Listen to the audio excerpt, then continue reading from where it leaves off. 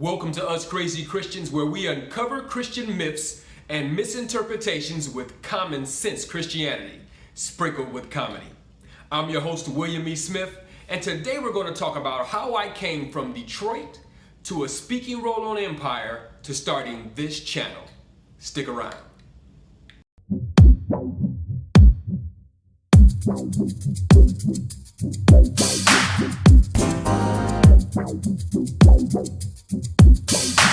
I hit 500 subscribers thanks to you guys. And I said to myself that when I hit 300 subscribers, that when I hit 500, I would do another thank you video. And this is that video. So now when people find out that I work behind the scenes on Empire or that I've had a speaking role on Empire, they ask me a bunch of questions about it, like how is it working with Terrance, Taraji, Hakeem, Jussie Smollett, etc. And even how I got a role on Empire. So in appreciation of my subscribers, I'm going to tell you all about it. Please give this video a thumbs up by hitting the like button. And if you're a returning guest and you haven't subscribed yet, what are you waiting for? It's free. Plus, hit the notifications bell to be notified every time we post a new video. Now, let's start this story from the beginning in Detroit. At about the age of 18, I started doing my first traveling play. It was called Come Back Home. It was with Twinkie Clark of the Clark Sisters, the Futch Brothers, and a young Delicious from The Flavor of Love. But I completely blew that opportunity. And if you want to hear more about that experience and my run-in with Pastor Marvin Winans and Vicky Winans, again, check out my video, True Stories of Religious Foolishness. I'll attach a link at the end. So instead of going on tour, I got married at about the age of 19 and had children. I tried to still do plays while I was married with children, but it was difficult to make rehearsals with my work schedule and my family, etc. So about 2001, I wrote my first play. It was called Tricks of the Enemy. I loved that play. The first time we did Tricks of the Enemy, it lasted for over 4 hours. I didn't know what I was doing. But the interesting thing is that the people stayed to watch that play. I met a young lady named Rhonda Knight, who was experienced in doing plays from a production standpoint, and she was a good actor. She read my script and then she told me she cried. She came up to my job to personally tell me how much she liked the play and that she wanted to help me produce it and put it on. Stage production, she helped me hold auditions, she helped me direct, she could do everything. She was a great blessing to me. So the play got bigger and better and began to grow a following. Grown men would come up to me at the end of the play crying. My kids were in the play. It was an exciting time. A man claiming to be Judge Mathis's manager came and saw the play and loved it. He took me and Rhonda out to an expensive dinner, spent a lot of money on us a couple times. He introduced us to Judge Mathis and his wife. They were very nice. Judge Mathis said he heard the play was awesome. Solomon said that the judge wanted to take our play on the road with another play that Judge Mathis was sponsoring. After several meetings with Solomon, he said, "How much do you need to have a professional set built?" And I believe Rhonda gave him a number about $35,000. Then he said, well, you're going to need some place to house the set. So go find a storage facility where you can put the set and then call my secretary later today after you get it and she'll write you out a check. Let's make it for, I think he said about $50,000 to cover storage and stuff like this. Now my numbers might be off. It's been a long time and I didn't feel like calling Rhonda to try to ask her. I know she'll probably remember, but I think that's about right. So Rhonda and I are excited. We going out looking for different storage facilities to hold our stuff. Rhonda's contacting the set builder to try to make sure that we can get all this taken care of. And we're excited. Rhonda and I talking about what kind of car we gonna get, what kind of house we gonna get, where we gonna live, and, et cetera, and all our dreams and goals. And so we're just in the car praising God and excited and ready to let all the other cast members know what's going on. And so we finally find a place. After we find it, we call Solomon's secretary and we can't get her on the phone. And we try her several different times and we wait a while. We call back, we can't get her. We try to call Solomon, he don't answer. And so we go through this for days. Eventually, we just gave up. To this day, I have no idea what happened. During this time, I was the manager of the Motown Museum, Hitsville, USA in Detroit. My boss kept on saying, please give me notice before you leave, because she would need to find another manager to replace me, because we all expected something big was about to happen from this play. But I worked at the Motown Museum for another 3 years after we had that final conversation. But I kept doing the play. It kept growing, but it was still very difficult to do that play and to support a wife and 4 kids while doing all the things that are required to do the play.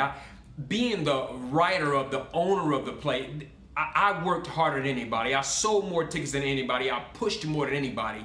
And then I still had to direct, hold rehearsals, make changes to the script, replace actors, and just go through things with them, and was an actor with several roles in the play myself. So it was difficult. It requires a lot of hustle, just like doing this YouTube channel does. After a few years doing it and building up a following, we were no longer in debt when we would do the play. We would make a little bit of profit, but it was nothing where you can quit your job and take care of family with.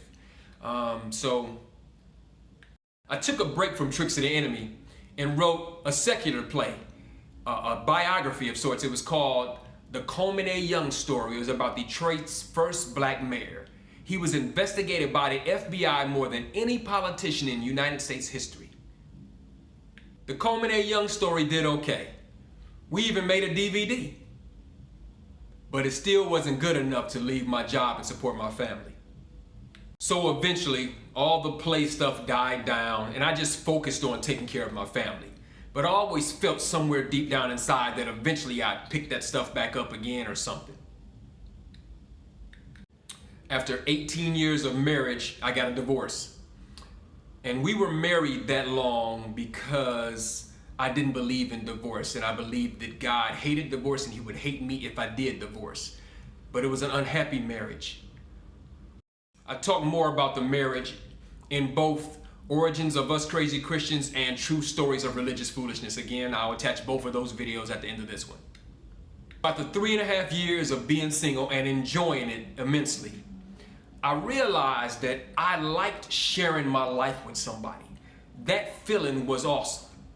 And so I met a young lady on my job, and on our first date, I felt like, man, she might be the one. On the second date, I was in love. I fell in love fast and hard. I was all in, and we weren't even an official couple. I was very happy. And I believed that she didn't love me like I loved her, but I felt like my love and care for her and how I took care of her would win her over, and she would see.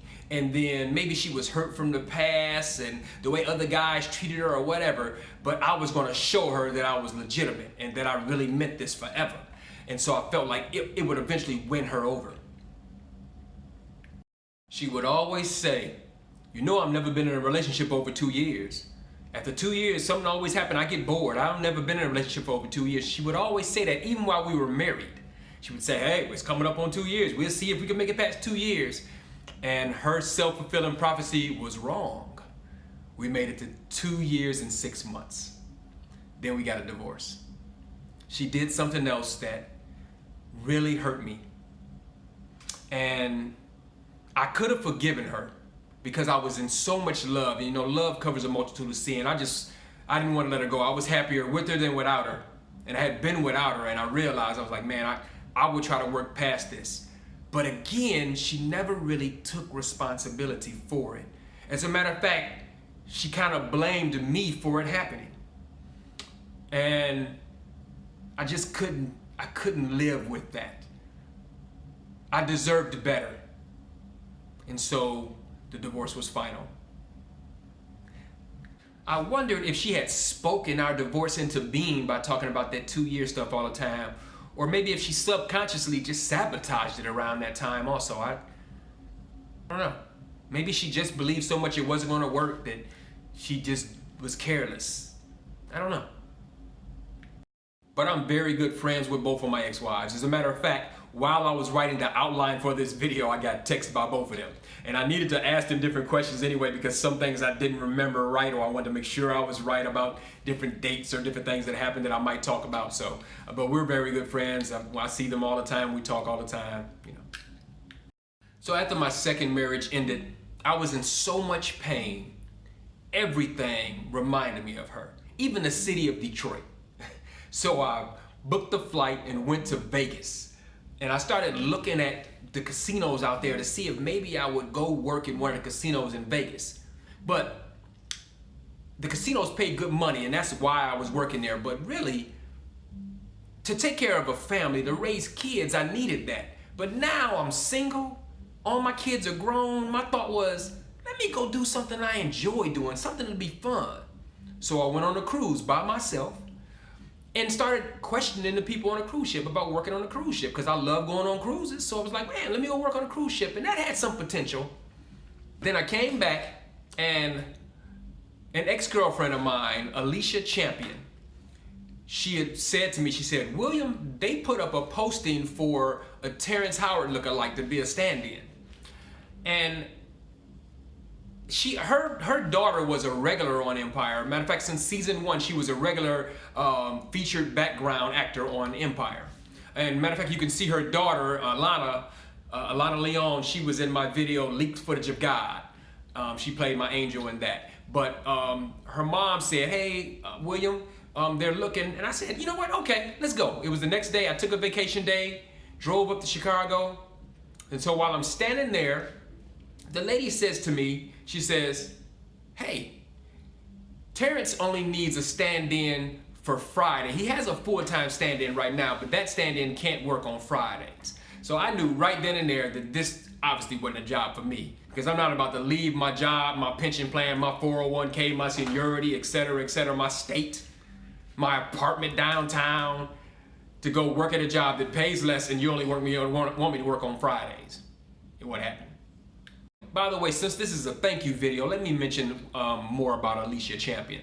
So not only did she help me get on Empire, she also designed my intro video you see on every video of Us Crazy Christians. She's been a great blessing to me and a help in many ways. Taught me a bunch of things, showed me how to use the green screen. Just a great blessing to me in many ways over the years. So she is a great blessing. Thank you very, very much, Alicia. I'm leaving Chicago to go back to Detroit because they only want me to work for one day, Friday. So about 30 minutes out, leaving Chicago, I get a call saying, hey, William, can you come in and work tomorrow? So I just called my job, took another vacation day, and they used me every day for 2 weeks straight. So I used up all my vacation time. I had a decision to make. Either you're gonna quit this job or you're gonna go back to work in Detroit. What are you gonna do? And I loved being a stand-in. I loved working on Empire. I enjoyed every day, just excited to go to work. So yeah, it didn't pay as much. Yeah, even though they worked me a lot of overtime, so that overtime was really helping. But I enjoyed it, and it was only me. And so I eventually got out of the hotel that I was staying in and moved into an Airbnb in Inglewood. Now, I'm from Detroit. You know, I really wasn't that worried about it. You know, I heard about Inglewood, and I wasn't that worried about it. Nobody messed with me. You know, I would ride my bike to the gym, walk to the gym, go out in the neighborhood, talk to the drug dealers who stood on the corner 24/7. You know, no problems. Ask them directions. Hey, where's the nearest this at? Where's this at? You know, no problems. But man, every day almost there was gunshots or automatic rifles or whatever. And there was also frequent dead bodies, even one laying up against the fence of the Airbnb we were staying at. And the Airbnb was nice. On the inside and outside, it was just a neighborhood. It was something else. So eventually I met a young man on a set named Tyree, and he let me move into a building that him and his mom owned. As a matter of fact, Tyree was in 2 of my videos. He was in Origins of Us Crazy Christians. He played the devil, and he was in Can I Lose My Salvation? He played the Christian with no free will. I was always flattered when people called me Terrance. I felt like he was a very good actor, and he was a very handsome man, so couldn't do nothing but make me look good either way. The interesting thing is that I was standing in on Empire for everybody but Terrance. A few weeks or so after I got there, Terrance's main stand-in quit, and they moved me up to be the full-time stand-in for Terrance Howard. After I was promoted to Terrance's full-time stand-in, maybe about 2 weeks later, a director of photography yelled at me in a room crowded with hundreds of people for background actors and stuff like that. And he yelled out, "William, shut the hell up!" Now look, I'm not sure why he did that. I have speculations. Maybe he was trying to impress some girls. The room was full of a bunch of pretty girls. Maybe, I don't know what it was. And I'm not sure why he singled me out, because I wasn't alone. I was standing there with other stand-ins and we all were talking. But some reason he singled out the new guy. So my immediate response, in all honesty, was, I'm a grown-ass man. Don't you know I'll beat the hell out of you? And then my next thought was, I'm a grown-ass man. How do I look losing this great opportunity because somebody yelled at me? I believe in being a grown-ass man, but you just got to decide what kind of grown-ass man you want to be. And I wisely chose to let it slide. Now that director of photography no longer works with Empire, but I'm still there. On my first day at work, July 27, 2016, Jussie Smollett was the first person I stood in for. And he was amazing to work with. He walked right up to me and introduced himself and shook my hand. It was just very polite, asked me if I needed anything. And I mean, I'm there to work and stand in for him. He's a star. Very nice, very humble, down-to-earth guy. He was very supportive of my career. I remember he saw a commercial I did that played locally in Chicago, and he videotaped it off his phone and brought it to set and was showing everybody, "That nigga making moves, y'all. Look at this nigga Will Smith making moves." And he was showing everybody the picture. Just funny, very supportive, hilarious. I keep telling him he needs to do comedy. Very sad that he is not there this season. As a matter of fact, his stand-in, Jabril, was my best friend at work. Most definitely one of my closest friends, period. And since Jussie's not back, he's not back, so I kind of miss both of them. So next person I stood in for was Trey Byers. He is an amazing actor. There have been several times on set when I would just watch him and he have given me goosebumps from his acting. He is really talented. Very supportive of my career also, trying to help me. He would give me advice, career advice. Very spiritual man, very humble and mature and wise, got a lot of wisdom. He had taken the time to watch my demo reel and to critique it and tell me what things to take out, what things to add, and just cut this, add. I mean, just very nice to take his time. As a matter of fact, his sister, Brandy, is very supportive even of my YouTube channel. She watches all my videos. I know she's gonna watch this one. She was one of my first subscribers. So their whole family, at least with those two, are the only ones I really met, but I love them. I've only stood in for Yazz or Hakeem one time. He's a nice guy. He's nice to me, but he mainly is in his own world. He'll like put his headphones on and just dance around and be in his own world until they say action. So he don't bother nobody. He be in his own world, but a nice enough guy to me. Like I said, we've only had a few conversations, but I tell you this, he is the newest actor, so he doesn't have the most skill with his acting, but his stage presence is off the charts. I think that, in my opinion, if he wants to, he can do a lot of stuff even after Empire. He has a presence about him, and he can act to me. I think he just needs some things to work on, and he knows that. And but he's talented, and his stage presence, I mean, you want to see what he's doing. If he's in a room, you want to watch him. You looking at him. So he has a presence about him. So most definitely, I can see him doing many great things after the show. And I've never stood in for Taraji, and you're probably saying, duh. She's a girl, you look nothing like her, why would you stand in for her? I have stood in repeatedly for Exhibit, for Tay Diggs, and for Gabrielle Sidibe. So it's possible.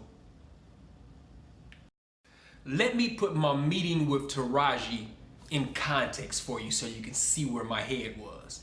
when I was married, my wife and I had a verbal agreement that if she ever met the guy of her dreams, Leonardo DiCaprio, that I would give her a pass.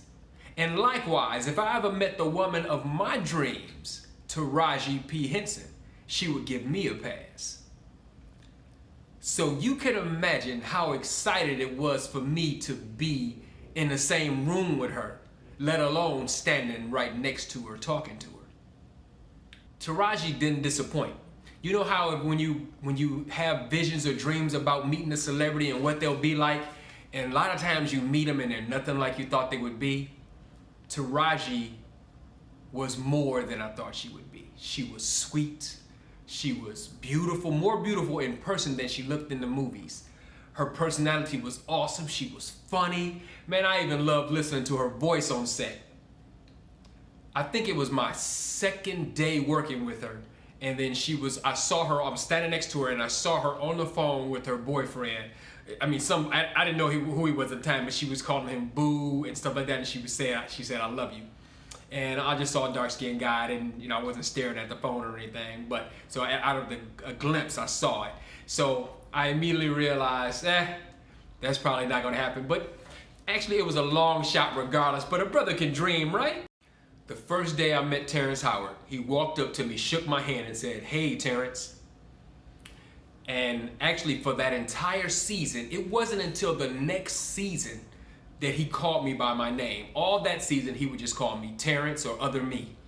But now he'll brag and crack jokes like, I can brag and say, I got Will Smith as my stand-in. Or he'll tell other celebrities like Vivica Fox or Tasha Smith, he'll say that that's my son. And they believe it too, even though Terrance and I are actually the same age. Did I mention that I was old? Taraji is 2 months older than me, and Terrance is 1 year and 2 months older than me. The very first season I started working on Empire, which was season 3, Senna Hamri, who was one of the producers of Empire, walked up to me. She saw me on set doing something, and she walked up to me and she said, "You are really good." She says, "I'm gonna do something with you. I'm gonna work with you. Have you ever acted before? Have you done, And she getting all my information and stuff like that, and said that I'm gonna do something with you. And I was really excited. But nothing ever really seemed to materialize. I mean, there would be different times they would try to put me on set of the role, would be in a DJ or somebody in a studio or somebody at a club, just try to give me a role. And they would always have to move me because they would say, "It looks like Terrance is over there." And so I was excited, and then I'd be dashed, and then I'd be excited, and then I'd be dashed. And so in 2018, last year, I was doing my job as a stand-in. Matter of fact, I just realized some of y'all might not even know what a stand-in is. So what I do as a stand-in is that I do everything Terrance does when the cameras are not rolling. The cameras are on me because they're setting up the camera and they're setting up the shots. So I make all the same moves. I do everything Terrance does. If Terrance leans, I lean. If he sits back, I sit back. If he stands, if he sits, whatever he does, however he walks, wherever he goes to, I do those exact same things repeatedly over and over again until the cameras and the lights are set up and ready for Terrance to come and do his role acting.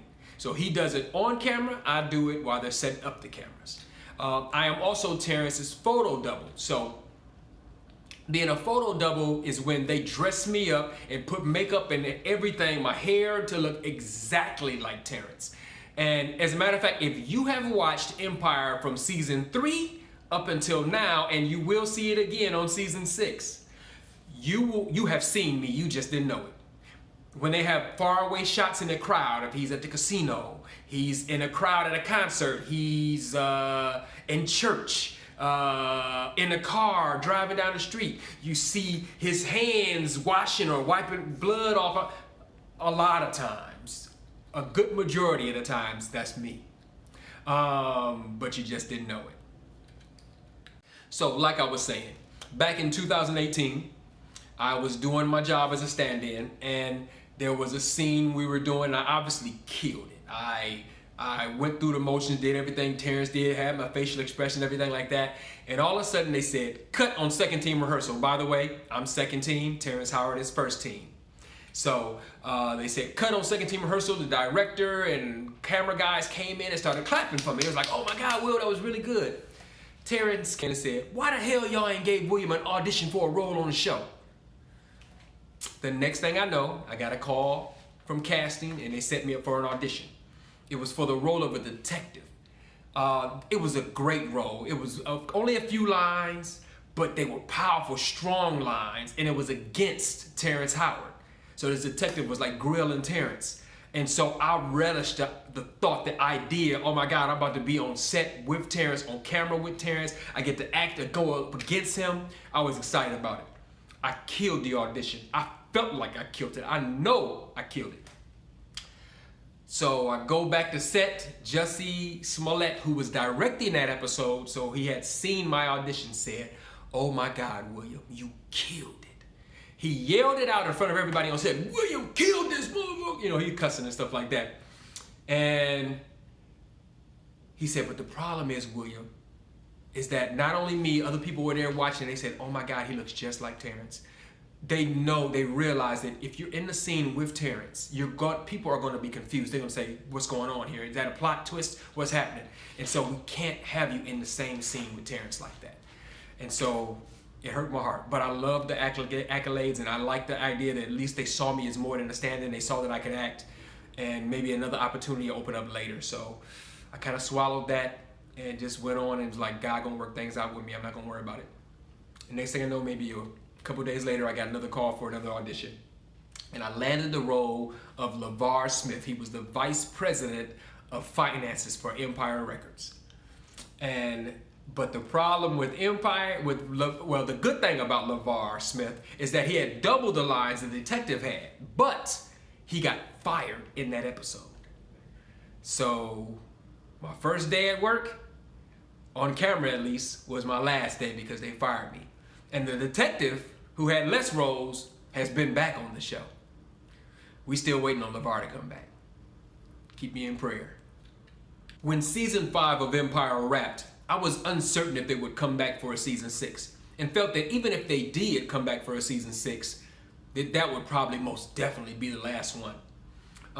So it forced me to be more diligent. I think there's a scripture that King Solomon wrote. It's either in Ecclesiastes or Proverbs. It says, do one thing at night and another thing during the day, because you never know which one is going to which one is going to prosper. I know I'm paraphrasing it, but that's the gist of it. And so I try to put my hands into a bunch of different things. I started in April or earlier this year, somewhere around that time. I think I started like 3 different YouTube channels, or at least I planted the seeds for them. 2 of my other YouTube channels were team-ups with other people. And so we were all going to jump on them together and do them together. I kind of tried to get some people to help me with Us Crazy Christians, but some of the things I say on Us Crazy Christians can be very controversial, so I actually had several people decline. So I do Us Crazy Christians by myself. But the other 2 things where people did love my ideas and want to team up with me really didn't produce any fruit. They haven't gone anywhere. We're still trying to get them going. The only thing that is going is this channel right here, Us Crazy Christians, which I do all by myself. I began to think to myself, I said, you know what? I need to stop waiting on people to choose me. And I need to choose myself. That's when I started to put the ideas together about really focusing on getting these channels together and to try different things and to put my hands in other things. So on April 10th, 2019, I started this channel right here, Us Crazy Christians. Now, I had only set the channel up. I did not publish my first video until over a month later, until May 11th. So from May 11th, when I put my first video, is really when I consider this YouTube channel starting. When I published my first video from May 11th up until a couple days ago, I got 500 subscribers in under 90 days. That is because of you. Thank you. Thank you very, very much. A couple days ago, I won a free audit, a channel audit from 2 successful YouTubers.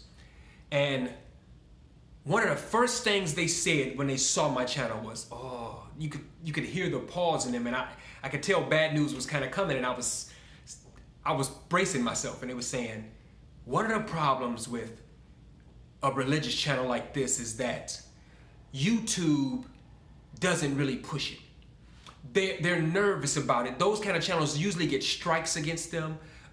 They can be very controversial. So political channels, religious channels, YouTube is trying to clean up their act and have a better reputation. So they're kind of steering away from those kind of things. And then they continued to look at my channel and they said, but wow. They said he almost has 500 subscribers, and he's only been up about 3 months. They said he has no push from YouTube, yet he has great watch time. He has great viewer responses. He has a lot of likes on his videos. He said, so his channel was growing and flourishing like this, and he has no push from YouTube. It is standing on its own. That was encouraging. We're almost done. Please stay to the end so you can hear my thank you to all my YouTube subscribers. But right now, I have to keep this channel on its goal. And its goal is to strengthen the body of Christ. To set people free from religious bondage, from fear, unforgiveness, hatred, the wounds that a lot of us as the church have inflicted upon each other. Here at Us Crazy Christians, we want you to be free to live in love, joy, and peace. As I begin to come out of religion and move into a position of relationship with the Father of love, I begin to see myself as a son as opposed to a servant, like I had viewed myself for many, many years before that. And slowly but surely, I began to use common sense Christianity. And I thought to myself that if I am God's son and he is my father, then I should be something like him. I should have some of his traits, some of his abilities. I should have naturally inherited them, just like we inherit everything from our fathers and our mothers and our parents. God spoke the world into existence. There are many scriptures that say, be it unto you according to your faith. Speak those things that be not as though they were. You shall have what you say, etc., etc. So instead of spending my prayer time begging God for stuff, or casting out demons and getting in spiritual warfare, I got another video I'm gonna do about that later. I begin to save my prayer time for communication with God, to just talk to him, to get to know him, to conversate with him, to share my inner thoughts and feelings. And instead of asking him for stuff, I began speaking it, like my father does. Now, since I began speaking things into existence, I have to say that if my results from prayer were like a 50-50, I would have to say that my results from speaking things into existence are more like 75 to 80% minimum. And that's honest. I kept speaking that. The older I get, the better looking I'll be. I remember the first time a woman called me gorgeous. I was 38 years old. I remember it so vividly because it shocked me and it blessed me, and she was gorgeous herself. After that, I began to get those kind of things on a regular basis. Now, I was never considered ugly, but I never was considered the top of the pack.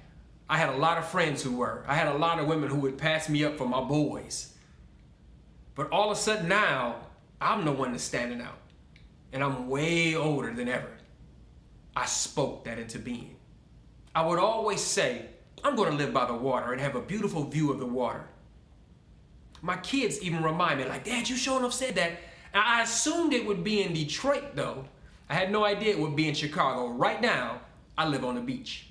I spoke that the older I get, the better shape I'll be in. Did I mention that I'll be 50 years old next year? You want to see my six-pack? I'm not going to show it, but you better believe I got it. I spoke this into existence, that my Mondays will be just as enjoyable as my Saturdays for the rest of my life. That I will enjoy going to work every day. The weekends will not be more enjoyable than my weekdays. They will both be equally enjoyable. That is a fact of life for me right now. As a matter of fact, a lot of times on my job, they're like, thank God it's Friday. I'm like, oh, it is Friday. Whereas every other job forever, oh, you better believe I knew it was Friday because I couldn't wait to be off. Unless I was in a casino, I always worked on the weekends, but you know what I mean. In April 2018, I was at LA Fitness swimming. And I do a lot of meditating when I'm at the gym, talking to God, or whatever. And I said, I'm going to start claiming that this season, I'm going to work on Empire. I'm going to get a role on Empire this season. So I started to say, from that day forward, I would say, I'm going to get a role on Empire. Taraji and Terrance are going to speak up for me, and I am going to get a role on Empire. In September is when I was standing there, and Terrance did that right in my face. And in October, I got a role on Empire as LeVar Smith. I spoke that into existence. Now, currently, I'm speaking that they're going to bring fired LeVar Smith back. We'll see what happens. Pray with me. But again, I told you that my rate of success is about 75 to 80%. It's a new muscle I'm working. So as I'm working it, it's getting stronger, and maybe we can get it up to 100%. But right now, I'm really satisfied.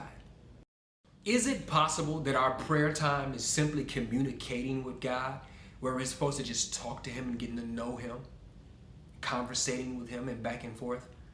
Instead of wasting our prayer time thinking about demons and spiritual warfare and begging God for stuff? Is it possible that God meant it when He said that He gave men dominion on the earth? And that He has given us everything we need to survive and be successful, but we have to go forth and do it and speak it into existence just like our daddy does? Is it possible that God is a good father and wants His children to grow up and be independent and to be able to take care of themselves?